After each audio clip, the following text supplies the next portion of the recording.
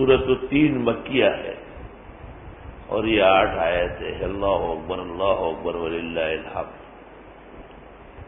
اور اس کے اندر 3 قسمیں ہیں. ایک تو تین الزیتون کی ہے، دوسری طور سینین کی ہے اور تیسری بلد امین کی ہے.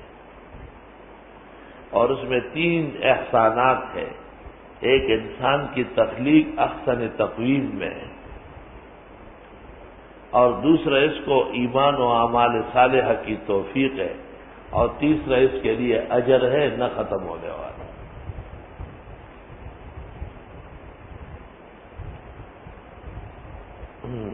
نزول میں 28 ہے، موجودہ ترتیب میں 95 ہے.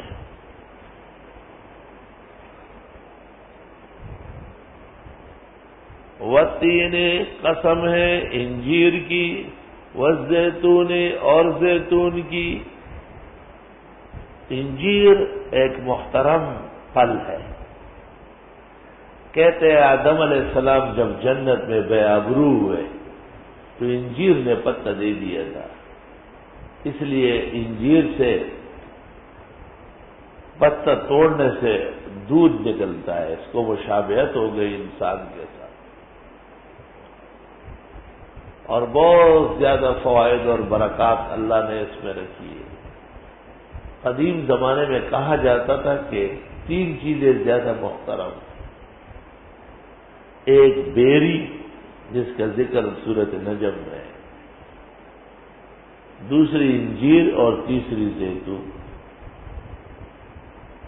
اور کہتے تھے کہ سبزیوں میں لوکی، بعض روایات میں ہے کہ لوکی کھا کے مرنا افضل ہے، یعنی انسان کی زندگی میں یہ شامل ہو. حضرت انس بخاری میں کہتے ہیں مجھے پسند نہیں تھی، میں نے پیغمبر کو دیکھا چھوٹے چھوٹے ٹکڑے اس کے تلاش کر رہے تھے سالن میں. اس دن سے میری ایسی محبت ہے کہ حضرت انس کہتے ہیں مرتے دم تک انہوں نے سوائے لوکی کی اور کوئی چیز نہیں کھائی.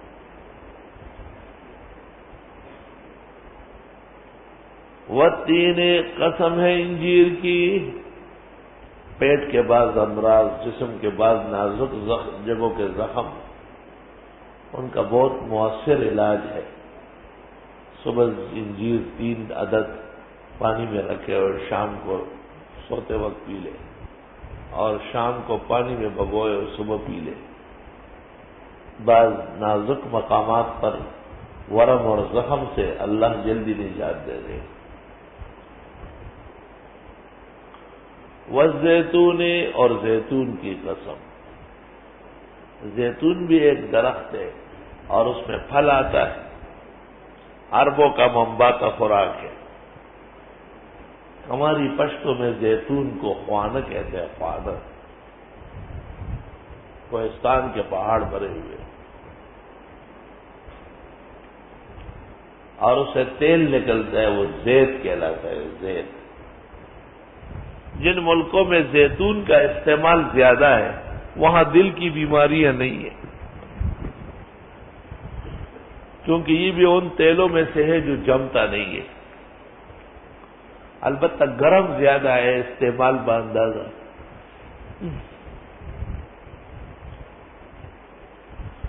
میں نے اپنے استاد سے پوچھا تھا جب میں ترجمہ پڑھتا تھا کہ اللہ تعالیٰ نے 3 کو پہلے ذکر کیا اور زیتون کو بعد میں. تو استاد محترم نے کہا کہ 3 تو جہانگیرے میں بھرے ہوئے، زیتون کا اس زمانے میں وہاں زیتون نہیں تھا. اور جن لوگوں نے کہا ہے کہ 3 عدد، انہوں نے بھی یہ 3 سے لیا ہے. اگرچہ یہ عربی کا 3 ہے اور انہوں نے اردو کا 3 لیا ہے، لیکن وہ عدد چل گیا ہے. وطور سینین اور قسم ہے طور سینا کی. یہ وہ پہاڑ ہے جہاں موسیٰ علیہ السلام اللہ تعالیٰ کے ساتھ ملاقات ہوتے تھے اور رب العزت کی طرف سے شرف کلام ملتا تھا. تو چونکہ دین اسلام اور خاص کر قرآن مصدق لما بین یدیہ ہے، سابقہ ادیان اور کتابوں کی تصدیق بھی ہے. وہذا البلد الامین، اور اس شہر کی قسم جو امن کا مرکز ہے، مکہ مکرمہ.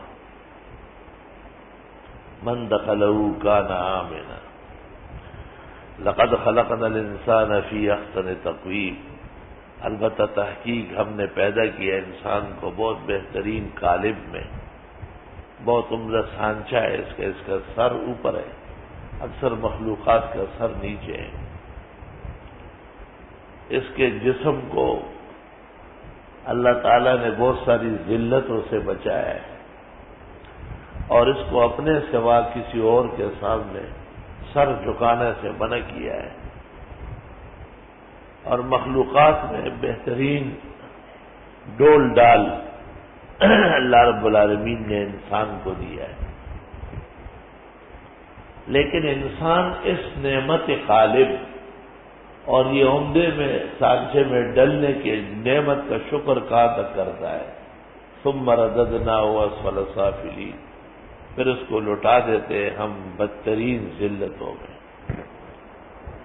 اس کا ایک مطلب تو یہ ہے کہ یہی حسین جمیل جوان اور یہ کئی رنگوں کا اٹھایا ہوا، کئی صلاحیتوں کا پیکر، ایک وقت ایسا آ جاتا ہے کہ اٹھ بیٹھ نہیں سکتا، لوگ اس کو پہچانتے نہیں کہ یہ وہ جوان ہے، اور ایک پرانی کھنڈر اور ایک اجڑا ہوا مکان اور ایک خزان زدہ پٹا پٹایا درخت ہوتا ہے جس کی شاخ ہے اور پھل کوئی نہ ہو۔ یہ دن بھی بڑھاپے میں تو دیکھنا ہے۔ ثم رددناہ اسفل سافلین، اس احسن تقویم کے بعد یہ اسفل السافلین بھی بنتا ہے، منہ کے دانت نکل جاتے ہیں، آنکھیں کے پلکیں گر جاتی ہے، جسم کا نشو و نما بجھ جاتا ہے، سیدھی کمر ٹیڑھی ہو جاتی ہے، چلنے کی سخت ختم ہو جاتی ہے۔ اللہ اللہ، گرسپینا خلاف دیوت خلق انداز دگنا دلا سنا اخلے تلاس۔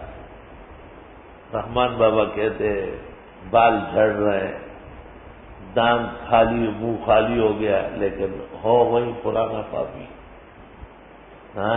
ابھی بینک بیلنس اور ٹیلی ویژنوں کا شوق ہے، گناہ سے ہاتھ لینے والا نہیں ہے۔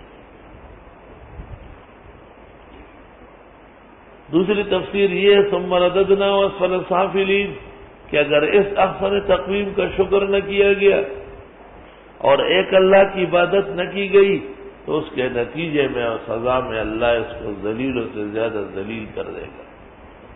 الا الذین آمنوا وعملوا الصالحات، مگر وہ لوگ جو ایمان لائے اور عمل کیے نیک، فلہم اجر غیر ممنون، بس ان کے لیے اجر ہوگا نہ ختم ہونے والا۔ فما یکذبک بعد بالدین، کس نے تکذیب کرا دی تجھ سے اس کے بعد دین اسلام کی؟ اس کا تو تقاضا تھا کہ مان جاتے، الیس اللہ باحکم الحاکمین، کیا نہیں ہے اللہ تمام حاکموں سے بڑھ کر حاکم؟ اللہ اکبر وللہ الحمد۔